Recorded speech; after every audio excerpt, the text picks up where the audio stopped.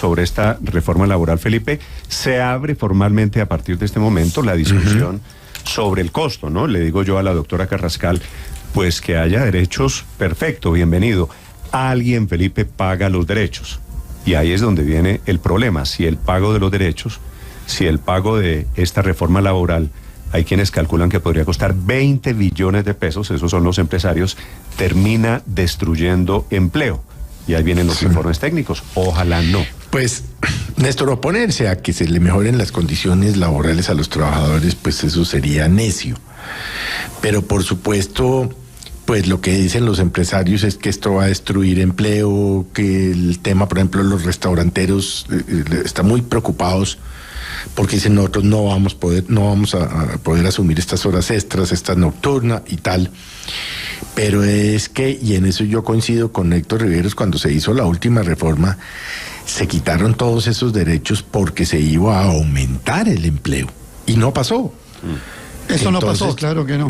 No, por eso. Entonces yo no estoy tan seguro que esta reforma vaya a destruir tantos empleos como nos dicen. Ojalá que no. Pero cuando le preguntan a la doctora Ramírez, a la ministra de Trabajo, que si va a generar esta reforma nuevos empleos, dicen no va a generar nuevos empleos. Entonces me preocupa una reforma laboral que no genere nuevos empleos, pero que sí pueda poner en riesgo algunos de los que hay. Y ese es el debate de fondo que tiene que dar el Congreso, sin lugar a dudas. Néstor, es que yo creo que hay un eslabón débil en toda esta cadena. Y por supuesto coincido con usted y con Felipe en que la recuperación plena de los derechos de los trabajadores es una necesidad de la sociedad colombiana.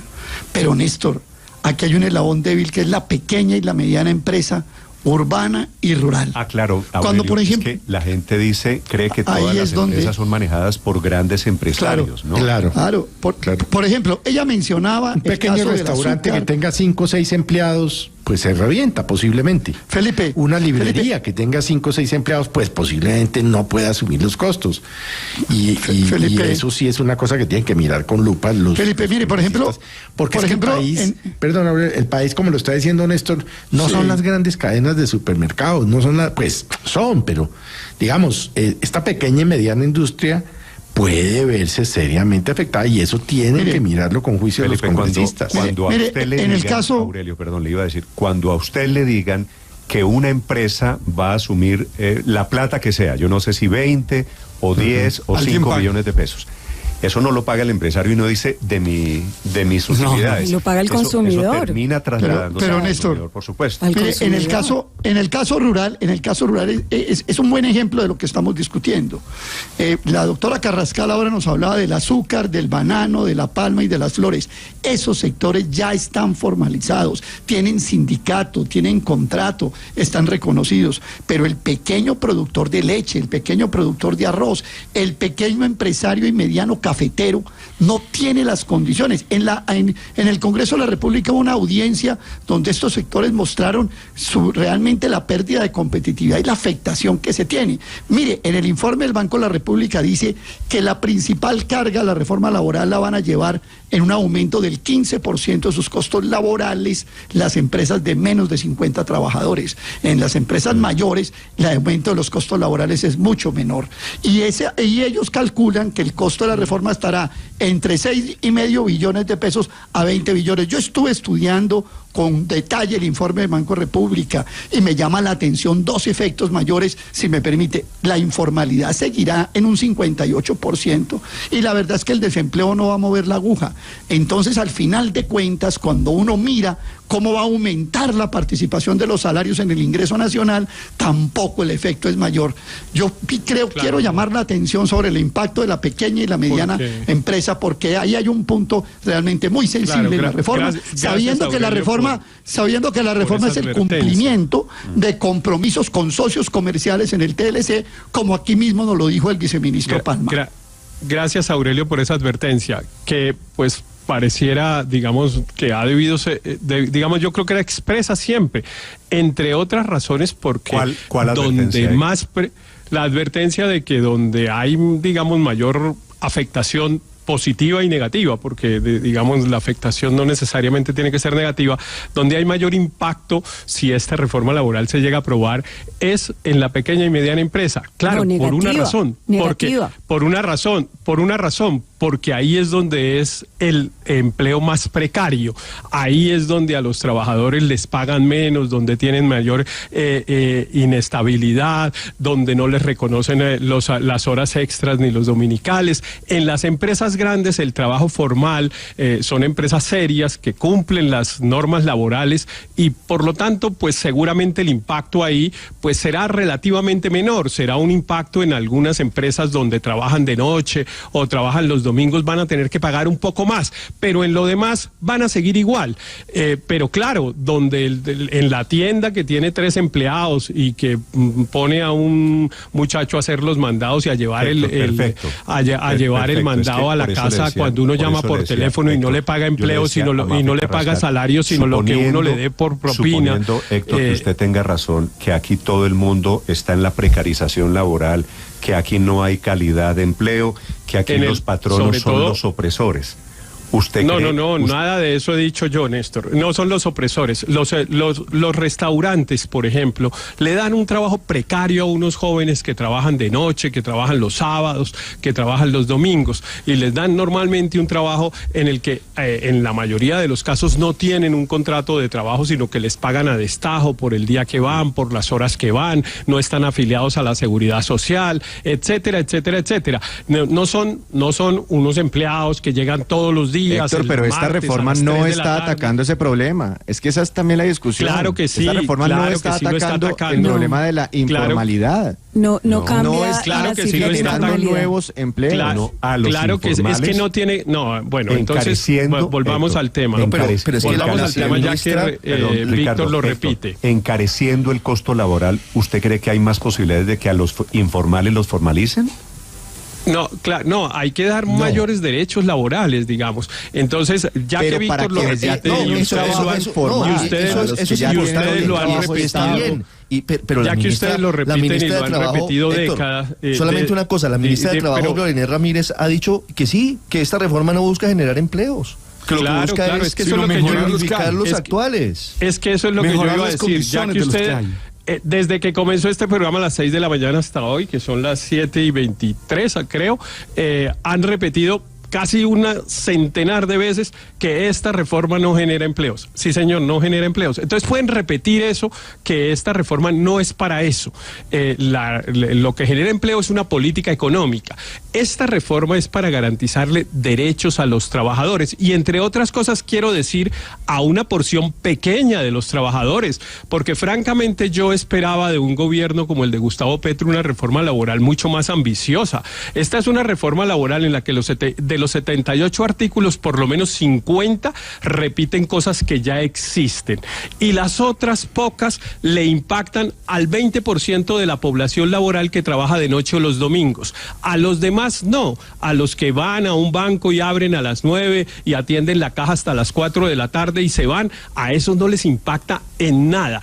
Al 80% de los trabajadores de Colombia esta reforma no les impacta. Solo al 20%. A los que sí impacta es a los empresarios, porque es que es la otra cara de la moneda. A ese 20%, a los que tienen ese 20% de empleos. Pequeñas, micro. Claro, eso no dicen los estudios económicos que han hecho en múltiples entidades. No, pues es que para estudios económicos hay de un lado y de otro. Ahí vuelven con el expreso los estudios técnicos.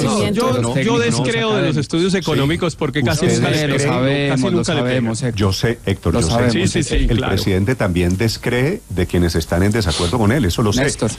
Pero a esto hay que meterle un poquito de técnica. Estamos hablando, es decir, de empleo, de capacidad de supervivencia de la gente. Lo que pasa es que esos estudios son como los cuando se hacen pronósticos de quién va a clasificar al octogonal final del fútbol. No, Héctor, no desprecia como los estudios del Tolima, de muchos técnicos que trabajan como los análisis del Tolima, si pierde Santa Fe, si gana Nacional por 5 goles, si no sé qué. Y después dicen, es que ni ganó Santa Fe ni perdió Nacional por 5 goles, entonces el escenario que teníamos era distinto y por eso el resultado no fue el que nosotros dijimos. Que parte de unos supuestos. Escucho, sí, pero usted no puede decir mi equipo va a clasificar con la pasión de ser hincha y mi equipo va a clasificar porque yo soy hincha.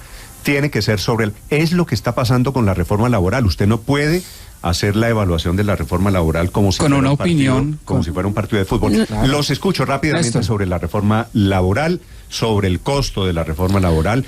Dicho que es una reforma la ministra laboral desde el que principio no genera un solo puesto de trabajo, pase al siguiente capítulo, Héctor. Y es que podría, dice el Banco de la República, dicen técnicos respetables, podría destruir 454,000 trabajos. Y Néstor, déjeme decirle que más allá de que uno de los autores de ese estudio del Banco de la República sea el hijo del actual ministro de Hacienda, Héctor la semana pasada dijo, no, es que esos, o Aurelio dijeron, es que son neoliberales, ortodoxos del Banco de la República. Lean la hoja de vida de Leonardo Bonilla. Es una persona que ha hablado sobre educación, sobre desigualdad, sobre política social y que tiene múltiples estudios económicos y de desalmado y de eso que cree Héctor de los economistas no tiene nada. Y la ministra desde un principio, Néstor, dijo, esta reforma no está hecha para generar empleo, pero lo que se le está pidiendo es por lo menos que no destruya los que hay. Y es una reforma hecha para proteger el empleo y los ingresos altos de quienes ya tienen empleo, olvidándose y los que se van a quedar con empleo, porque una cantidad de gente va a perder empleos y se olvida de los informales, de los desempleados y de esos 450,000 personas. Pongámosle que no son 450,000 y que el banco exageró. Digamos que son 200,000 personas. Eso es una cantidad de gente perdiendo su fuente de ingreso que se va a tener que ir necesariamente a la informalidad. Y por último, hay que leer esa columna de Mauricio Cárdenas del fin de semana. Esta es una contrarreforma laboral respecto a la que se hizo en 2012, en donde la reducción de los costos laborales disminuyó la informalidad. Es decir, si hay evidencia empírica y de muchos estudios que Héctor descree y de alguna manera tiene un desprecio por los técnicos, hay una base empírica que muestra que aumentar los costos laborales genera pérdidas de empleo e informalidad. Y pone, digamos, a los ingresos de muchos hogares en problemas. En realidad, pro derechos de quienes hoy tienen trabajo, lo admite la ministra Ramírez. Claro, pero llena de contradicciones. María Consuelo. Llena de contradicciones. Primero, porque el presidente ha hablado de su preocupación por la inflación y porque es lo más sensible para las clases menos favorecidas, y resulta que ¿quién va a pagar los costos de esta reforma? Pues obviamente el consumidor. Eso se termina trasladando a todas las personas que consumen de las empresas. O sea, aumentan los precios de los productos. Por supuesto. Primero. Segundo, cuando se habla de que el sector turismo es el que va a reemplazar las rentas del petróleo, pues precisamente aquí lo que están es cargando a las empresas de servicios, recreación, restaurantes y turismo de una manera más airada que a las otras. Y lo tercero es que las pequeñas y medianas empresas son las que terminan pagando el pato, o sea que se va a destruir el tejido empresarial colombiano. Sobre lo bueno, sobre lo regular y lo malo de esta reforma laboral, la cuenta Blue Radio Co, si usted quiere opinar, mi cuenta Néstor Morales C, si usted quiere opinar, en el canal de YouTube a esta hora, en las plataformas de streaming, en las redes sociales, esta transmisión de Mañanas Blue. Luis Ernesto.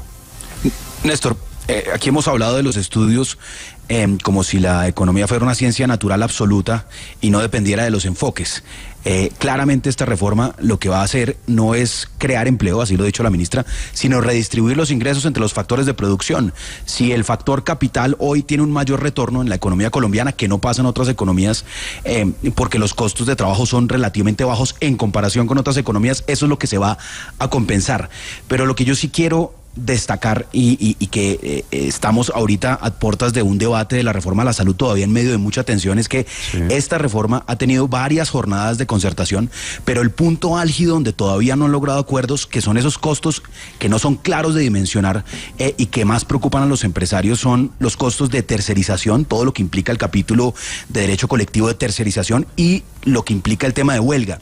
Y para que esta reforma no corra una suerte parecida a la reforma a la salud, ahorita con este antecedente poco positivo de que los ponentes de los partidos liberal y conservador no firmen la ponencia, pues es necesario que realmente en esos puntos avancen como lo lograron ya en todo el capítulo de derecho individual, donde casi que hay un consenso, no solo por parte de los ponentes, sino donde los mismos gremios han dicho que están satisfechos con varias de las modificaciones que se han hecho, y esa es la única forma como esta reforma tiene realmente futuro en el trámite del Congreso en medio de tantas tensiones que hay ahorita. Total de acuerdo con Luis Ernesto. Hay unos temas que no están como públicos y son los que efectivamente pueden afectar más el empleo, que son este tema de la tercerización y el derecho colectivo que recuerda Luis Ernesto, pero los temas de estabilidad laboral, el costo que significa para un empresario terminar un contrato de trabajo. Ese, pues desafortunadamente en la conversación que tuvimos con María Fernanda Carrascal no lo abordamos, pero ese es realmente el punto más sensible. El punto más sensible no es si le suben en la noche o en el domingo, sino cuánto cuesta terminar un contrato laboral. Pero déjeme contestarle a Daniel lo siguiente, Néstor y Aurelio, en relación con las cuentas de los economistas. El doctor Mauricio Cárdenas, a quien aprecio y respeto, escribió una columna muy interesante en el periódico El Tiempo, en el que decía que la reforma del 2012 había creado 1 millón de empleos por cuenta de quitar los aportes a bienestar familiar y al SENA, que usted recuerda que antes en la nómina se hacían esos aportes, y se quitaron y pasó a pagarlos el presupuesto general de la nación. Pues desafortunadamente esa cuenta de ese economista tan importante es mentirosa, porque la formalización que se generó en el 2012 fue producto no de la disminución de ese costo laboral, sino de la formalización del servicio doméstico a quien se le permitió aportar parcialmente a la seguridad social, y de la obligación de los conductores de taxi de vincularse a la seguridad social para poder tener su tarjeta de operación. Los cálculos indican que entre esos dos sectores se formalizaron, o quiero decir, se vincularon al sistema de seguridad social contributivo casi 600,000 personas. Es decir, al menos el 60% de los empleos que el doctor Cárdenas dice que se crearon por la disminución de los costos por haberle quitado los parafiscales. Pero se formalizaron. Esa es una discusión paralela, claro, y tiene muchos bemoles. Rápidamente, la última, Aurelio. Sí, Néstor, yo hice un pequeño cálculo de cuánto era el impacto en la participación de los salarios en el ingreso nacional fruto de la reforma. Un cálculo hecho por este economista medio ingeniero, desprestigiado, que descalificado, que sin corazón, bueno, todo lo que han dicho acá. Y resulta que cuando usted coge esos 20 billones, que es lo máximo que da la reforma, e incluyo ahí los despidos y lo que ha señalado Héctor Riveros, 20 billones es a duras penas como el 2 o 3% de la masa de todos los salarios. O sea que al final de cuentas la reforma, como de todas maneras es bastante tímida, como dice Riveros, el traslado en el ingreso de los salarios a la masa salarial es muy escaso. Entonces yo hago la pregunta, ¿cuál es el beneficio y cuál es el costo? A mí me parece que la reforma está mal concebida si se quiere realmente remunerar y aumentar la participación de los trabajadores en los salarios. Y una pequeña, para volver a resarcir mi honor, yo no he dicho que Leonardo, el hijo de Bonilla, sea un neoliberal. O sea, yo no he dicho que hijo de tigre sale pintado, pero que Bonilla Ricardo, el papá, es neoliberal, eso sí, hasta la médula. Desde hace rato 7 de la mañana, 33 minutos. Ese es su fantasma. 7 de la mañana, 33 minutos. Los acompañamos. Señor. Yo quiero decirle dos cosas antes de despedirnos. Mire, uno, me parece muy bien el comentario de Daniel de, mire, hay que mirar con lupa esas cifras de esa reforma del año 2012 porque se va volviendo leyenda urbana. Eso de no generar ningún empleo, lo dice Mauricio Cárdenas, lo dicen todos los estudios al tema. Ha sido muy estudiado por la literatura económica el impacto de esa reforma y efectivamente 1 millón de personas, por otra razón, Héctor, no importa, pasaron de la informalidad a la formalidad, es decir, fue una reforma laboral exitosa desde todo punto de vista. En segundo lugar, le quiero decir una cosa que me preocupa mucho, Néstor, y es que he estado hablando sobre este tema y haciéndole reportería, pues para mirar un poco qué es lo que pasa con los técnicos del país que están haciendo estudios a la reforma laboral. Y me dicen Paola? Que, por ejemplo, he estado hablando con la gente de Planación Nacional, de la gente de la Dirección de Estudios Económicos de Planación Nacional, que son los que hacen todos los cálculos. ¿Tienen nombre? Tienen nombre, pero no se los puedo decir porque es confidencialidad con mis fuentes, pero son los que hacen todos los cálculos macroeconómicos, los que modelan todas las reformas, los que además hacen el CONFIS, que es el Consejo Superior de Política Fiscal. No, que ellos tienen todas unas modelaciones y unos impactos sobre la pérdida de trabajos que generaría esta reforma, además de los costos laborales, que es una de sus preocupaciones, por lo que veo usted en su insistencia en esas preguntas, y que lo que les dicen es que no pueden publicarlo, que no se los pueden publicar, que al contrario a la ministra, lo que le responde la ministra de Trabajo, Gloria Inés Ramírez, es no, yo voy a contratar al DANE para que me haga esas proyecciones y que los técnicos son no solamente los del Banco de la República, sino los de Planeación Nacional. Le dicen, ministra, el nombre, es que... Porque si no le creen a los técnicos con nombre, pues menos le van a creer a los técnicos sin nombre. Los acompañamos desde Mañanas Blue, 7:35 minutos, sobre el inmenso debate. Como ustedes se dan cuenta, ahora que se presenta la ponencia de la reforma laboral. En segundos, las noticias, las historias de Mañanas Blue. Los acompañamos en plataformas digitales, en los canales de YouTube. Esta mañana en transmisión especial a propósito de las reformas del gobierno del presidente Petro. Blue, la alternativa.